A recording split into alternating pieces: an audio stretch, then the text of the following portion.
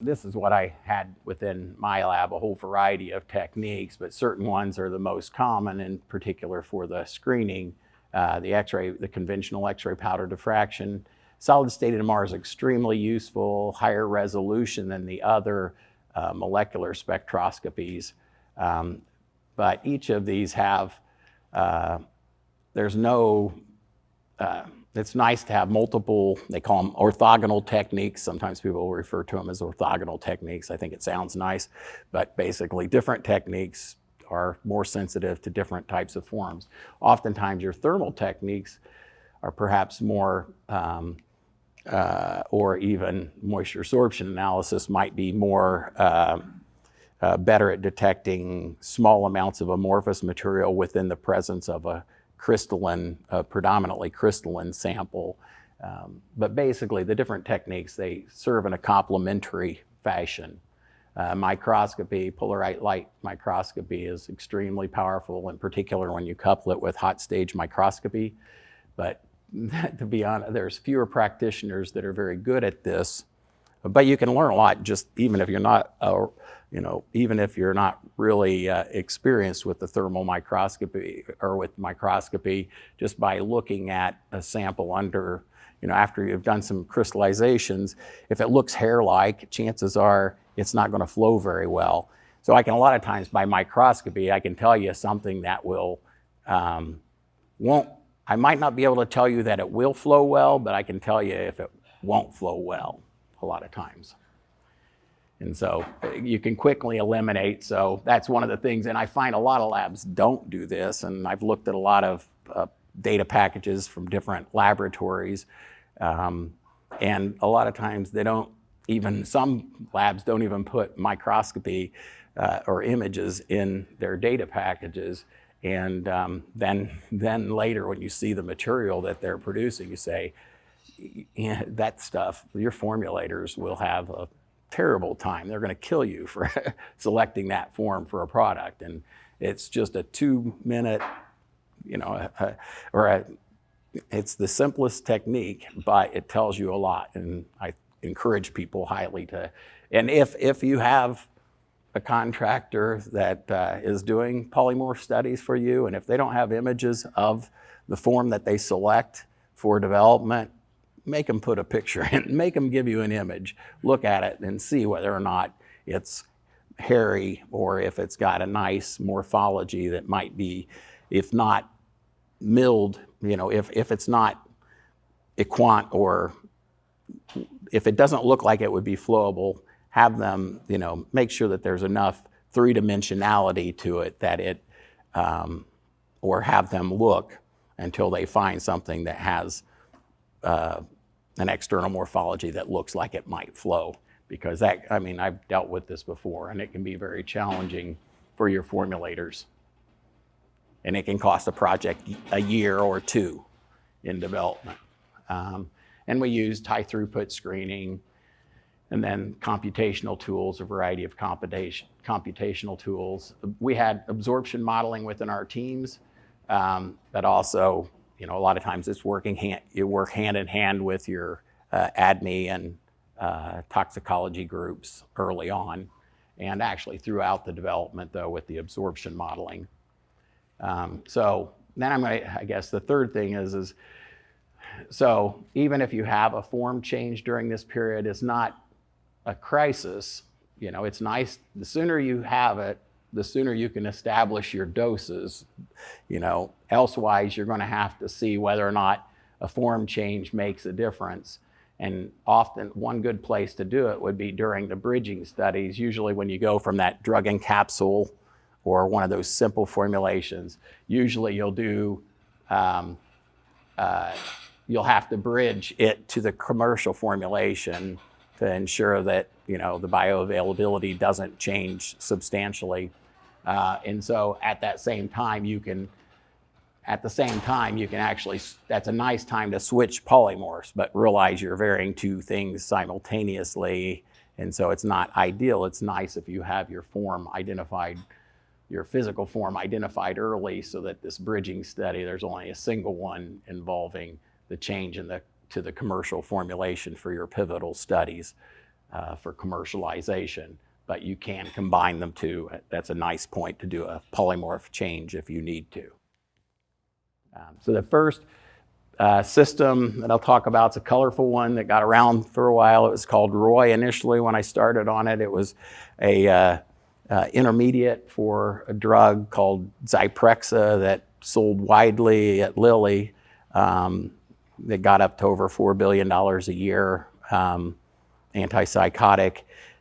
But it was quite interesting because we had Eastman Kodak was producing the compound for us, the intermediate, and 1 minute it'd be red, the next time it'd be orange, the next time it would be yellow. They didn't understand. And classic polymorphism, so they dissolve it, solution in MR, and it was the same material each time. So classic polymorph, true polymorph. And it's a good example because visually, this is one of those few cases where polymorphism, you can't overlook the fact that this is a polymorphic material. It will form plates. It's the same chemical entity in different arrangements within the crystal lattice. So we did do the crystal structures of all of these forms, and the arrangement of the molecules were different. And also, the color was associated with the planarity of the aromatic rings. But it shows you very well how different substances can be just based upon the packing within the crystal lattice. And you can envision also, if you saw something like this or this, it would flow a lot differently if this were a product. This is an intermediate, fortunately, but if this had been a product, these would likely flow much better as a powder if you micronized it down than these needles. These needles aren't terrible in my opinion, but sometimes you'll see stuff that's hairs that there's no way a formulator would be. Had this been a final product, these would have probably been more challenging from a flow perspective than these. And you could have told that very quickly just by looking under the microscope. But you look at the melting point differences, they're significant among these different forms. So this is a classic case of polymorphism, and it led to some very good science by one of my with our group, and then with one of my colleagues. I had done some, just with high throughput screening from the early 2000s, just showed where multiple crystals would crystallize simultaneously from the same exact crystallization, and there was little control over what form would come out. You'd get mixtures of forms. A friend of mine who unfortunately passed this past year, Joel Bernstein, great scientist, and that's one of the wonderful things about this field. It's kind of a small field, and you have a few people, and then you all kind of come from similar lineages, and we all kind of connect internationally even. But Joel Bernstein was very prominent in the field, and he had termed this concomitant polymorphs, when multiple polymorphic forms grow simultaneously. Leanne Yu, in a nice Accounts of Chemical Research in 2010, I believe it was a cover article, but he continued to do very good work and went on to University of Minnesota. One of his former graduate students is here. Wisconsin, I'm sorry. Yes, University of Wisconsin. And he continued to study this interesting system, and I think actually there's 9 or 10 forms by now, of which I think 7 we have crystal structures of. But at this time, he'd use a combination of thermal analysis at the melting points and their enthalpies of fusion to relative to the room temperature, the yellow form, which was stable at room temperature. He could infer the free energy, or measure the energy difference between the different polymorphs. And then by melting with the same miscible substance, he could measure the enthalpy of fusion and the melting point depression, and use the heat capacity changes to again, at different temperatures with different amounts of that eutectic forming substance, could calculate at different temperatures the energy difference relative to the room temperature stable form.